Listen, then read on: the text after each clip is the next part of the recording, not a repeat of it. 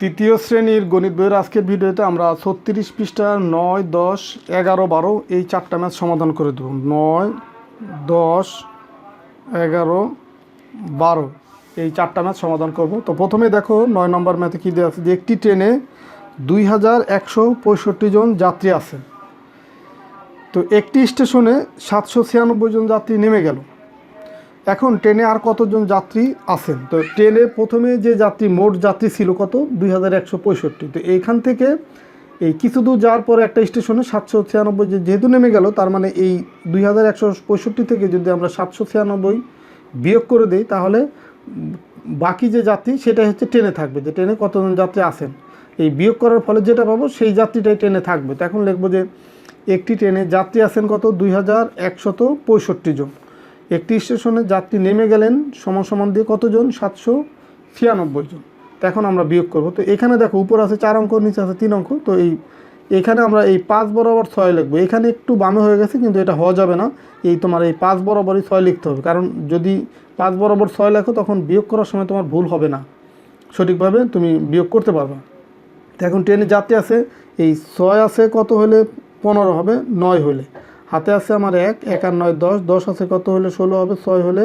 হাতে 1, 1 আর 7 8, 8 আছে কত হলে 11 হবে? 3 হলে। হাতে 1, 1 আছে কত হলে 2 হবে? 1 হলে।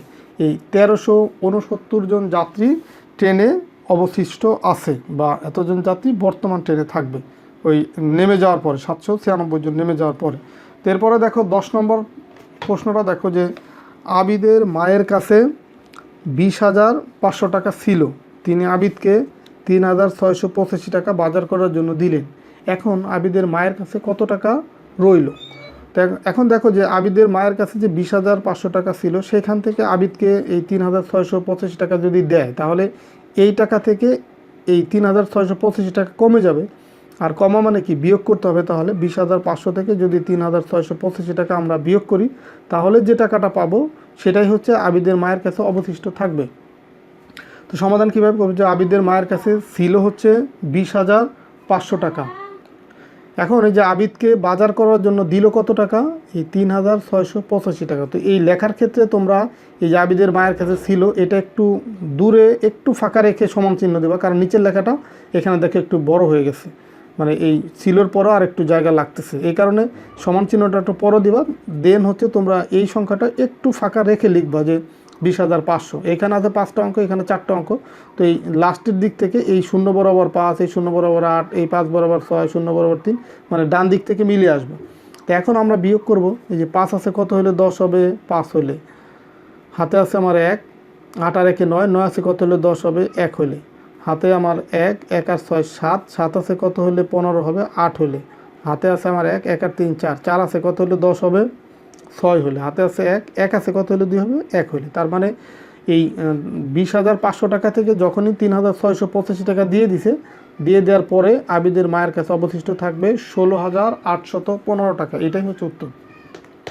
এরপরে দেখো 11 নম্বর ম্যাথ যে নাসিমা বেগম বছরে 1 লক্ষ টাকা আয় করেন। সে বছরে কত আয় করেন? 1 লক্ষ টাকা, এবং 88,755 টাকা ব্যয় করেন।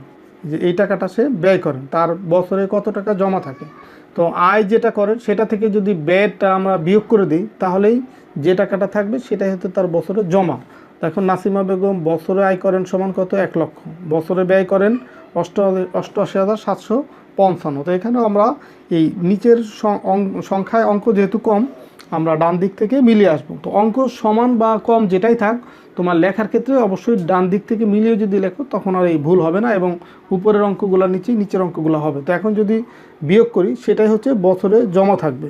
তো এখন এই যেরকম একটা টান দেবো, টান দিয়ে আমরা বিয়োগটা করব। এর এখানে লিখবো যে বছরে জমা থাকে কত? 5 আছে কত হলে 10 হবে? 5 হলে। হাতে 1, 1 আর 5 6, 6 আছে কত হলে 10 হবে? 4 হলে। হাতে 1, 1 আর 7 8, 8 আছে কত হলে 10 হবে? 2 হলে। হাতে 1, 1 আর 8 হচ্ছে 9, 9 আছে কত হলে 10 হবে? 1 হলে।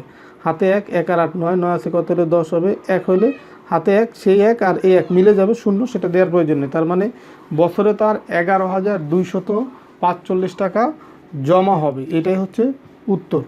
এরপরে দেখো লাস্টের যে প্রশ্নটা, 12 নম্বর যে প্রশ্নটা, এই 1250 বিয়োগ হচ্ছে কত? 960। এখানে একটা খালি ঘর দেওয়া আছে। গাণিতিক বাক্যটা দিয়ে একটি গল্প তৈরি করো। তো এখন গল্পটা তোমরা তোমাদের ইচ্ছা মতো বিভিন্ন রকম সাজাতে পারো। তো এখানে যেটা দেওয়া আছে সেটা খেয়াল করো আগে, যে প্রদত্ত গাণিতিক বাক্য লিখবা, এটা লিখে নিলাম। দেন হচ্ছে গল্পটা এরকম হবে যে একটি বাগানে 1250টি গাছ ছিল, এর মধ্যে 960টা গাছ কেটে ফেলা হয়, এখন বাগানে কয়টি গাছ অবশিষ্ট আছে। তো এটা হতে পারে একটা গল্প। আবার লেখা যেতে পারে যে 1250 টাকা নিয়ে আবিদ, বা কোনো একটা নাম দিলা যে 1250 টাকা নিয়ে আবিদ বাজারে গেল, 960 টাকার সে বাজার করলো, এখন তার কাছে আর অবশিষ্ট কত টাকা রইলো, এরকমও লিখতে পারো। তো এই গল্পটা তোমাদের উপরে নির্ভর করতেছে তোমরা যে কীভাবে সাজাবা।